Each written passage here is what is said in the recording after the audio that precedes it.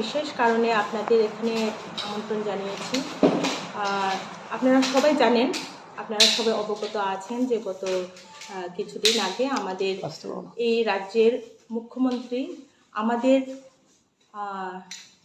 তিপ্রামথার supremo, আমাদের chairman, আমাদের সবার প্রিয় মহারাজা প্রদ্যোৎ কিশোর মানিক্য ওনার বিষয়ে একটা মন্তব্য করেছেন।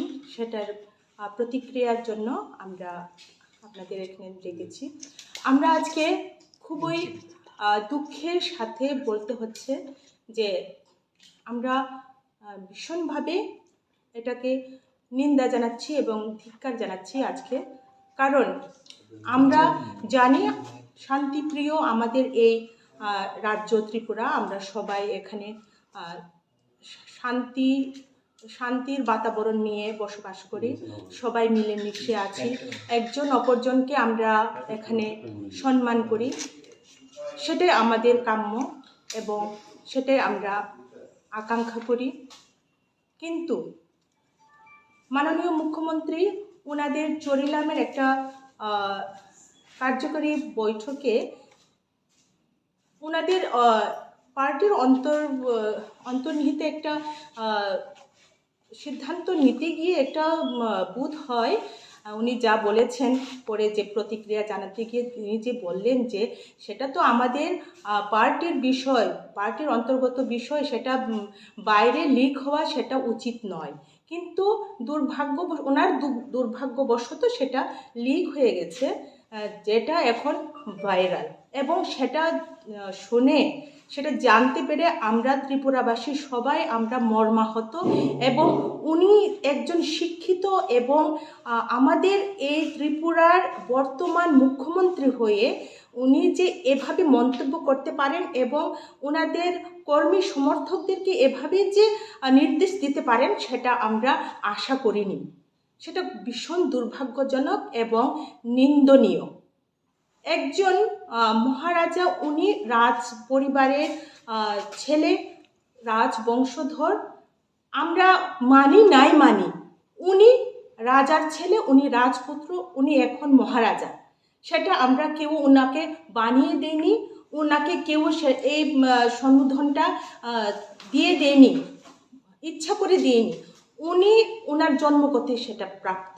তো এটাকে আমরা ত্রিপুরাবাসী হয়ে তো আমরা জানি ত্রিপুরার একটা ইতিহাস আছে।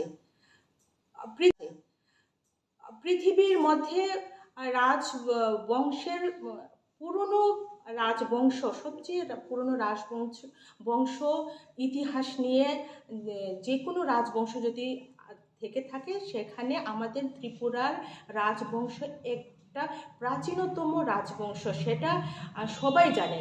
আর আমাদের মুখ্যমন্ত্রী যদি সেটা না জেনে থাকেন, তাহলে ওনার শিক্ষাগত যোগ্যতা নিয়ে একটা প্রশ্ন দেখা দেয়।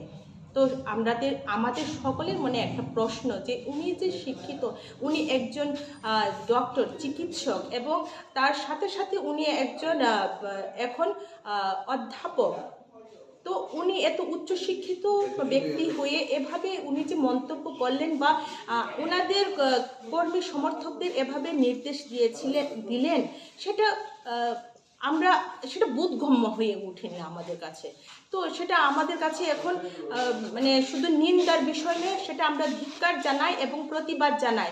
এবং আমরা তিপ্রামথার নারী সংগঠন TWF, ত্রিপুরা উইমেন্স ফেডারেশনের পক্ষ থেকে আমরা তীব্র প্রতিবাদ জানাচ্ছি এবং দাবি করছি যে মাননীয় মুখ্যমন্ত্রী শিগগির এই যে মন্তব্য করেছেন সেটাকে উনি যাতে মাপ চান উনি, তাহলে আমরা সেটা মাপ করব। এবং আমরা কেন, সারা ত্রিপুরাবাসী খুবই মর্মাহত, খুবই দুঃখিত এবং ওনার প্রতি নিন্দা সবাই প্রকাশ করছে। তাহলে আমরা একজন মুখ্যমন্ত্রীর কাছে আমরা কি আশা করব? ন্যূনতম সম্মান দিতে জানেন না যে একজন মহারাজাকে, একজন রাজার বংশধরকে, তাহলে ওনার কাছে আমরা কি আশা করতে পারি?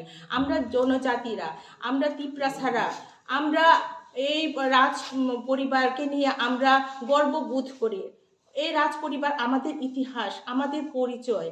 তো সেটা শুধু আমরা ত্রিপুরা ছাড়া কেন, যারা ত্রিপুরাতে আছেন যে ত্রিপুরা ছাড়া নন, যারা ত্রিপুরাসা, যারা অকব্বরভাষী, ওনারাও তো সেই একই কথা, ওনাদেরও তো সেই আঘাত লেগেছে মনে, যে একজন মহারাজাকে মহারাজা বলতে ওনার আপত্তি কিসের, ওনার কেন আপত্তি থাকবে, এবং ওনাদের পার্টিতে এই কর্মী সমর্থকদের কেন তিনি এইভাবে সিদ্ধান্ত মানে নির্দেশ দিতে গেলেন, সেটা দাবি রাখছি উনি যাহাতে শিগগির মাপ চান এই বিষয় নিয়ে।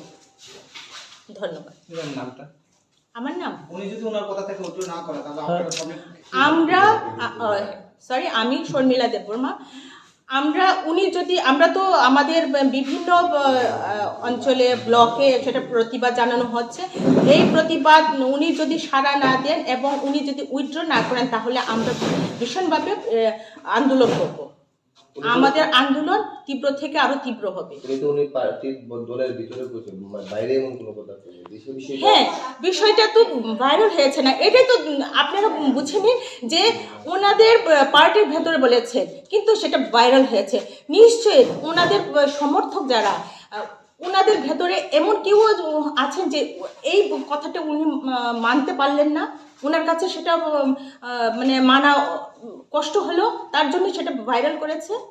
তাহলে বুঝতেই হবে যে ওনাদের পার্টির লোকও সেটা মানছেন না, যে একজন মহারাজাকে কেন মহারাজা বলবেন না। মাননীয় অমিত শাহ এসে মহারাজা বলছেন, বাইরের এত কেন্দ্রীয় কমিটির যে ওনাদের বিজেপির এত তাবর তাবর নেতারা এসছেন, সবাই মহারাজা বলে সম্বোধন করেছেন, কিন্তু ওনার আপত্তি কোথায়? উনি যদি সেটাই তো ওনার যে ওনার শিক্ষা, ওনার শিক্ষাগত যোগ্যতা, একজন সভ্য মানুষ, একজন শিক্ষিত মানুষকে ওনার যোগ্য অনুসারে সম্মান দিতে জানেন, কিন্তু উনি তো সম্মান দিতে জানলেন না। তো উনি ইচ্ছাকৃতভাবে সম্মান দিলেন না, সেটা আমরা ত্রিপুরাসারা আমরা বিশেষভাবে আমরা সেটা প্রতিবাদ করি, আমরা ভীষণভাবে মর্মাহত। আমি একজন ত্রিপুরাসা হয়ে আমি বলছি, আমি আমার তিপ্রামথার নারী সংগঠন TWF এর পক্ষ থেকেও সেটা আমি প্রতিবাদ করছি, এবং সাধারণ ত্রিপুরাবাসী হয়েও আমি সেটা প্রতিবাদ করছি।